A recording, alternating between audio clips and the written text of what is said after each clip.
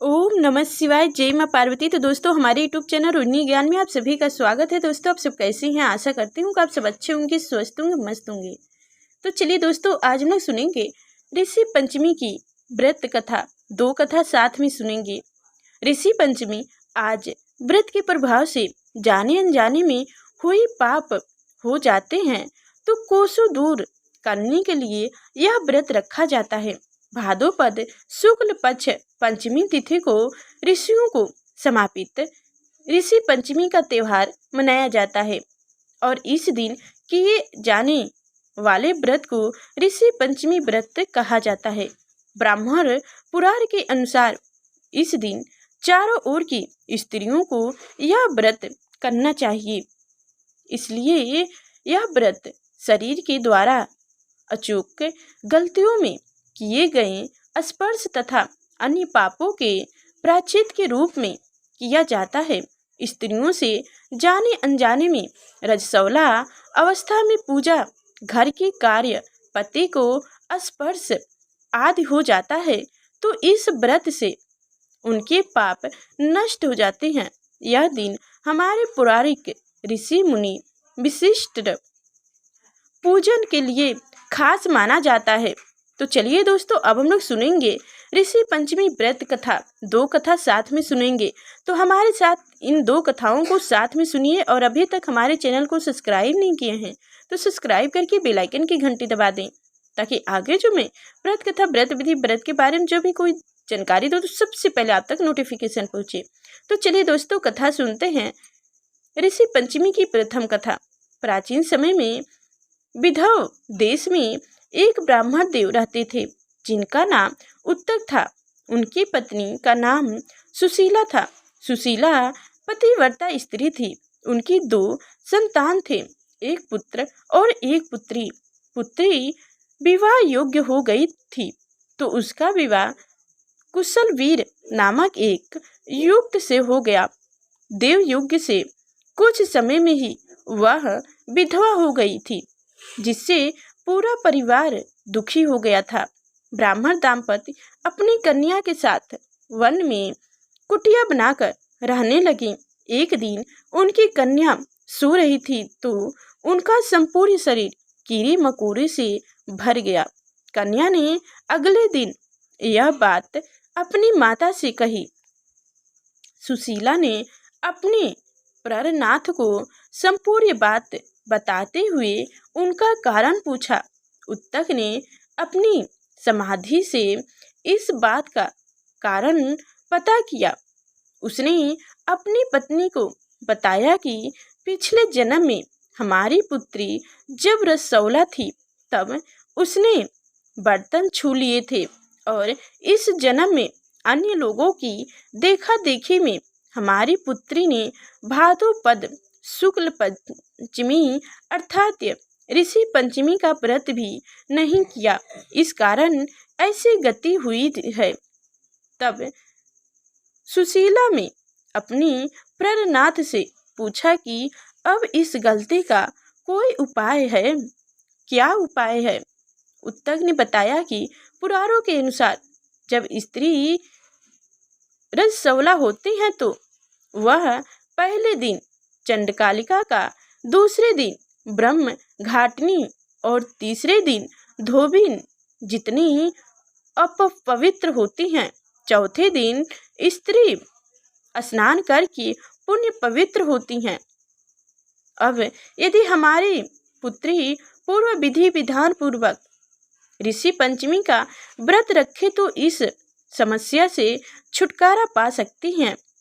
पति की आज्ञा के अनुसार कन्या ने विधि पूर्वक विधान पूर्वक ऋषि पंचमी का व्रत किया और सारी समस्याओं से छुटकारा पा लिया।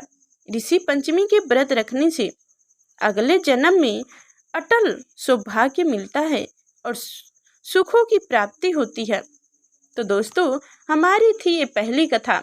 अब हम लोग सुनते हैं ऋषि पंचमी की दूसरी कथा।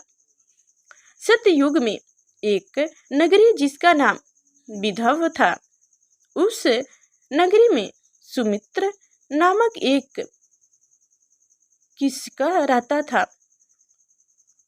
सुमित्रा की पत्नी का नाम जयश्री था, जो अत्यंत ही पतिव्रता स्त्री थी। एक दिन जयश्री खेत में काम कर रही थी, तभी वह रजस्वला हो गई। उसे रजस्वला होने के पता लगने के बाद भी घर के काम लगी रही। जब दोनों ने अपनी आयु भोग ली और मृत्यु को प्राप्त हो गई, अगले जन्म में जयश्री को कुतिया की और सुमित्र को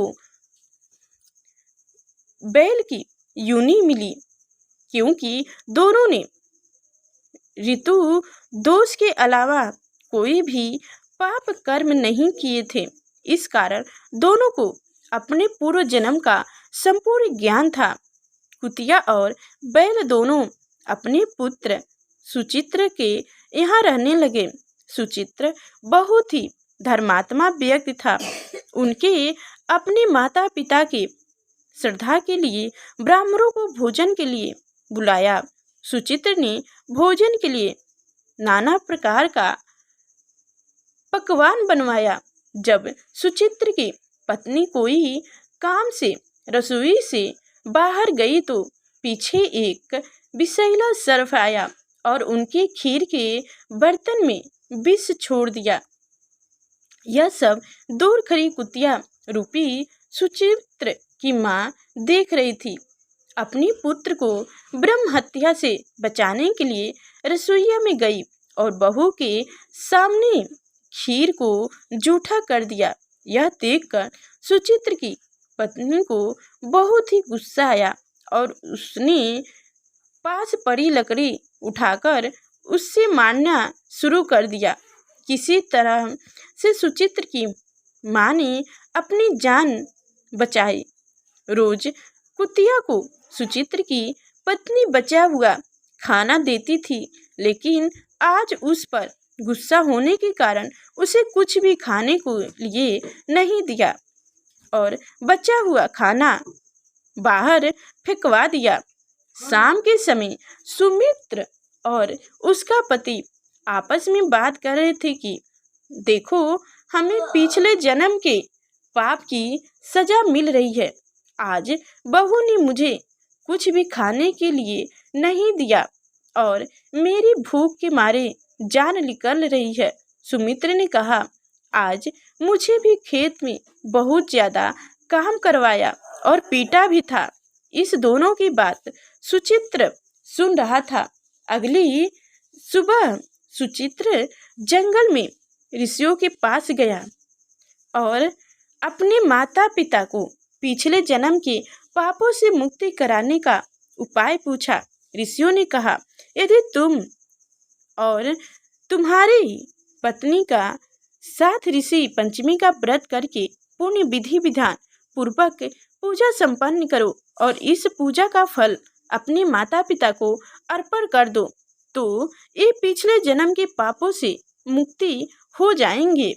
ऋषियों के कहे अनुसार सुचित्र एवं सुचित्र की पत्नी ने ऋषि पंचमी की पूजा पूरे विधि विधान पूर्वक पूरी करके दान पुण्य दिया और पूजा का फल अपने माता पिता को अर्पण कर दिया, जिस कारण उन्हें पिछले जन्म के पापों से मुक्ति मिल गया। तो दोस्तों, ये थी हमारी ऋषि पंचमी की व्रत कथा। अगर आपको यह कथा पसंद आए हो तो कृपया ज़्यादा से ज़्यादा लोग के पास शेयर करिए और लाइक कमेंट अवश्य करिए। और अभी तक हमारे चैनल को सब्सक्राइब नहीं किए हैं तो सब्सक्राइब करके बेल आइकन की घंटी दबा दें, ताकि आगे जो मैं व्रत कथा, व्रत विधि, व्रत के बारे में जो भी कोई जानकारी दूं तो सबसे पहले आप तक पहुंचे। तो नमस्कार दोस्तों।